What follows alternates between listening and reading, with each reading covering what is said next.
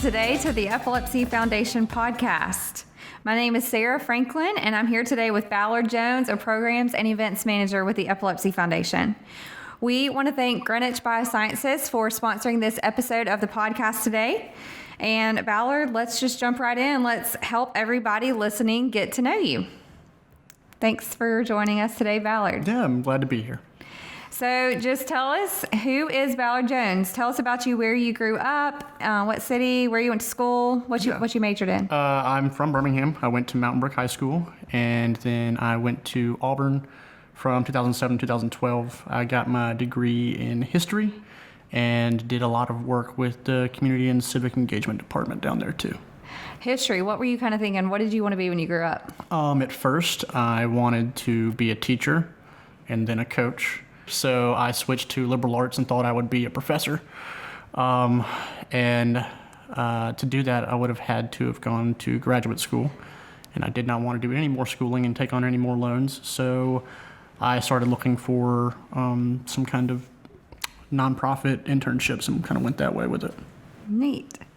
And so I know just from knowing you a few months now, I know you really like soccer, but just tell us a little bit about some of your favorite hobbies, things that you enjoy to do when you aren't working. Lately, I say lately, it's been a long time now, but I've been really getting back into it. I do a lot of fly fishing. And people typically think of that as something that happens out west, but there's like an abundance of it here, especially in Alabama, North Georgia, the Carolinas.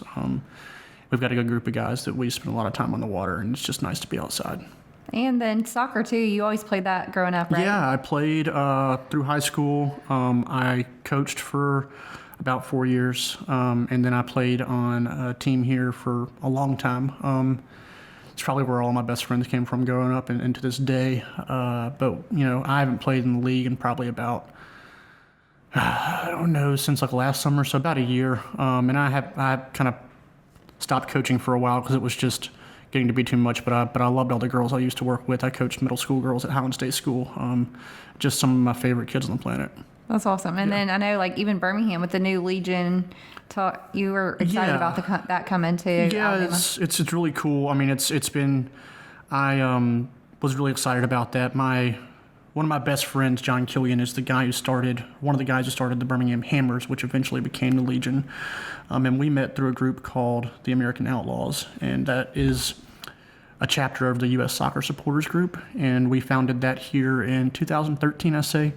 I was our vice president, and I've been our president now for, 3 years, something like that. But that's been a lot of fun too. I'm kind of about to roll off with that too. So, but it's a lot of good people, a lot of fun. And I feel like you and I didn't know each other before I started this job, but I feel like Ballard Jones is just somebody, people know him in all areas of the state of Alabama, all over Birmingham. And if I need to know something about downtown Birmingham or anything like that, you know the answer. So what are some of your favorite restaurants around Birmingham? So it's weird, as much as I love living in Birmingham and it's one of my favorite places on the planet, one of my big blind spots is the fine dining scene. I've been to Cafe DuPont, but I've never done Highlands or Bottega. I'm just going to shock a lot of people to hear that. You need to go to some of those. But there was a pretty locally famous hot dog stand downtown forever called Pete's Famous Hot Dogs, and it was the best hot dog I've ever had in my life. And then sadly, Gus died about 10 years ago, but Gus is on 4th, great hot dog. And then my favorite burger on the planet is from a place called Mac's One Stop. If you like a smash burger, you can't beat it. Other than that, I just love all the food trucks around town, Eugene's Chicken. If you haven't had it, it's fantastic. And then there's just so many options around here. I don't even know where to start. You're right. Yeah, Eugene's Chicken, that food truck they come to the neighborhood where I live a lot, and I really like that too. Oh yeah. So this is one thing that I learned about you too when I met you, but you're a Florida fan, but you went to Auburn. So explain that to anybody listening. Yeah, it's weird.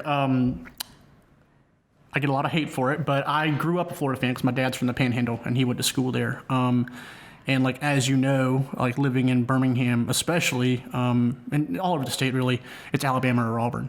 And so when you end up not being one of those, you end up hating like both teams. So it's like, I did not like Auburn growing up. I did not like Alabama growing up. I still don't.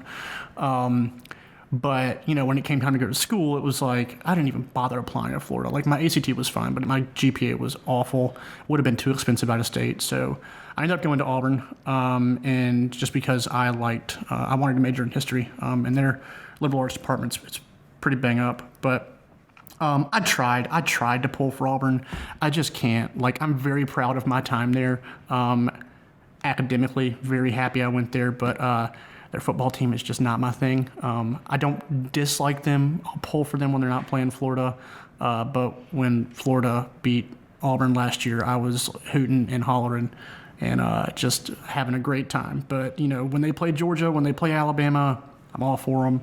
But Florida will always be my team. That's awesome. Yeah. And then tell us a little bit, you graduated from Auburn, you had some nonprofit experience, internships, that kind of thing. So your career history, since you've been out of school, has been in the nonprofit world. Talk to me a little bit about how that's progressed. Yeah. So when I got out of college, I had a couple of internships in college with the Clear Fork Community Institute up in Eagan, Tennessee. And then I volunteer managed the Oak Grove Comic Garden, which is no longer around, but it's a community garden.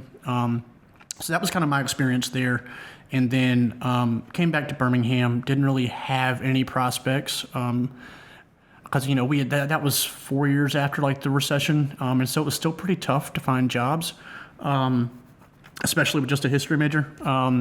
But so I ended up being like an assistant for a doctor for about a year, a little over that. And then one of my best friends had a position open up where she worked at the Birmingham Education Foundation, and I worked there for a year as an AmeriCorps, and basically did, we called it College 101, but it was really just like a kind of college awareness program where I would organize field trips for juniors and seniors to different colleges, would help them fill out their financial aid forms, would bring in speakers from a whole host of different colleges, usually smaller ones, but and this was in all 7 schools in Birmingham. So it was a lot. It was a lot of driving. I have a lot of fond memories of it, but it was tough too. I mean, it was just it was a lot. And from there, I had a couple odd jobs from after there, but then I worked for. It was funny. The guy who hired me at the Ed Foundation was their interim director at the time. His name was Marcus Carson. And when they hired the full-time director, Marcus went back to his full-time job, which was an organization called Growing Kings. And he called me to do their, to work on development for him, mainly doing fundraising events, which is where I kind of fell into what I'm doing now. And I was there for maybe 3 years, maybe a little over that, something like that. And what we did was we did mentoring in 9 different city schools. So I think we had about 500 kids we worked with, and about 80 mentors, something like that. But, when you work in a small nonprofit like we do, it's a little different because we weren't like a large organization, but you end up wearing a lot of hats. So definitely. Not only did I do development pieces and organize fundraising events, I also did some of our advocacy, which meant working with a lot of our city councilors. I recruited mentors and trained them, which was something completely unknown to me, but really enjoyed it. We did a lot of really cool work in the city schools. And the best part was like the office was right in Woodlawn, which is was super close to where I lived. And then I guess like almost like a year and a half ago, there was a job opening for the Epilepsy Foundation of Alabama's programs and events manager. And I was like, well, fundraising events is the one thing that I'm very confident in my ability to do. And so I applied, and I've been here since then. Yeah, I think, your strengths as far as logistics and event planning and not getting overwhelmed with the details, that's, what I've seen that you're really good at. And so I feel like that is a really good fit. And like you said, you've been with the Epilepsy Foundation a little over a year and a half now. Who have you met that has inspired you through your career here? I mean, a couple of different people, but Caroline Rowe is great. She is one of our volunteers and does a lot of work for us here. She has epilepsy, but she has just been it's been really interesting to watch her grow and to do all the volunteering and the fundraising and stuff like that she's done for us. Writing her book for her Girl Scout Gold Award was really cool. And then I don't know, I've always really liked Vicky Copleen. She's just like one of my favorite ladies at the foundation. She's just been such a help to me during a lot of transitional period with our foundation. So it's those two come to mind. Yeah, no, that's great. Any favorite memory since you've started with the Epilepsy Foundation that comes to mind? Yeah, TSU was really, the Teen Speak Up is one of the, as you know, but for those who don't, it's one of our events the Epilepsy Foundation puts on every year up in D.C. It's really neat. I think it's pretty innovative with what they do with training. You know, each state brings a teen representative to be trained on how to advocate to their elected officials. So it's like, you know, we'll do like a pretty intense like 2-day crash course of what that looks like, what their talking points are, and how to speak to elected officials. So from there, the adults are there to, you know, do some other stuff, but really we're there to line up a lot of these meetings. So, you know, it was really cool to see, again, Caroline meet with Senator Shelby, Senator Jones's staff, Terry Sewell's staff, as well as Representative Palmer, or Congressperson Palmer. It's just really neat to see a lot of kids and teens do that and advocate using their own words. Yeah, I know you went last year and then I went this past year, and it's, you know, so interesting to see these teenagers. It's hard to think back, like, would I have been able to do this in high school? Like, go share my story, walk into these offices of these federal legislators and be able to share a story and really make specific asks on behalf of the Epilepsy Foundation. It's very well organized by our advocacy team. So I agree with you. That is a really great memory I have. Then as far as like what you're looking forward to for the future of our chapter here in Alabama and just the Epilepsy Foundation in general, is there anything that excites you as you think about the future? Yeah, I mean, obviously during this time, I'm looking forward to having live fundraising events again. You know, we've kind of we may have a gala event in the mix, which is one thing I love planning. But I'm also like pretty excited about what we're going to be able to do in the state in terms of kind of expanding our reach from, you know, a lot of our focus is in Birmingham because of where we are naturally, but, you know, being able to serve other communities more effectively, I'm excited to see that because I think we have the ability to do that now, and, you know, get up to more North Alabama communities, more South Alabama communities that I think would be really great. Yeah. Yeah. And I think, you know, just as a question that I had for us to kind of think through too is, you know, this podcast, we wanted to launch it just for people to get to know staff members, board members, and people with epilepsy. But, you know, just anything, do you have a favorite quote, author, musician? Oh, yeah. So I guess like two of my favorite like bands, my one like all time is a band called Pavement, Stephen Malkmus, but then an interesting tie to epilepsy is the band Joy Division, who one of our colleagues, Nathan Jones out in LA, is also a big Joy Division fan. But the cool thing, well, the sad thing, but interesting, is that Ian Curtis, who was the lead singer for them, died from having seizures. So it's just, and I did not really put two and two together when I was like, oh, one of my fans, I think I have one of their posters in my office actually. And then I was like, oh, well, that's a cool tie to one of my favorite bands. So, and then like in terms of quotes, one that's always stuck out to me is Reverend Fred Shuttlesworth in a letter to Dr. Martin Luther King about the Birmingham campaign, wrote to him, "As Birmingham goes, so goes the nation." And that's really always stuck with me, is being very proud of somebody who's from Birmingham and the history of change that comes from here. It's like, it makes me feel like Birmingham is the center of the universe in a lot of ways. And so I've always thought about getting that as my first tattoo, but I'm terrified of needles. So that's the one that sticks with me the most.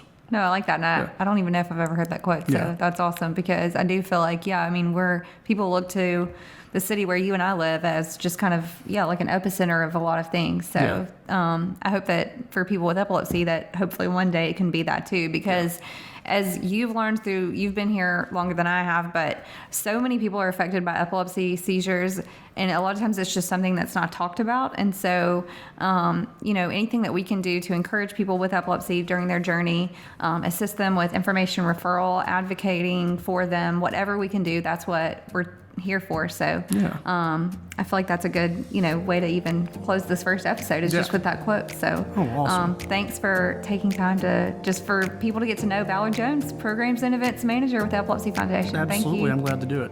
Thank you for everything. All right. Again, we want to thank Greenwich Biosciences for sponsoring this podcast. If you're interested in also supporting the Epilepsy Foundation, visit www.give26.com and consider giving $26 for the 1 in 26 people that will develop epilepsy in their lives. Everyone, my name is Amy Padgett, and I'm honored to be speaking to you virtually today on behalf of Greenwich Biosciences and our entire team. As a sponsor of these podcasts, Greenwich Biosciences is proud to partner with the Epilepsy Foundation for events like this to help people stay connected in this virtual environment. We are united in what we are trying to accomplish here today, to raise epilepsy awareness, to have a positive effect on care, on research, and on the lives of those who are impacted by seizures. There are so many families who wake up every day to the reality of epilepsy. There are people listening to this right now who have been fighting against it their entire lives. And there are others who are not able to join us today. But as a community, we will never give up the hope that in one day we will overcome the challenges of living with this disease. This is what drives us. You may know us best as the company researching and delivering FDA-approved cannabinoid medicines to help address serious conditions, but also know that our focus is you. Patients and families are at the center of everything we do, and we strive to make a positive and meaningful difference in their lives, in your lives. Today and every day, we are proud to be here with you, virtually and in real life, to raise awareness, take action, and continue the fight to end epilepsy. And thank you for allowing us to be a part of this event.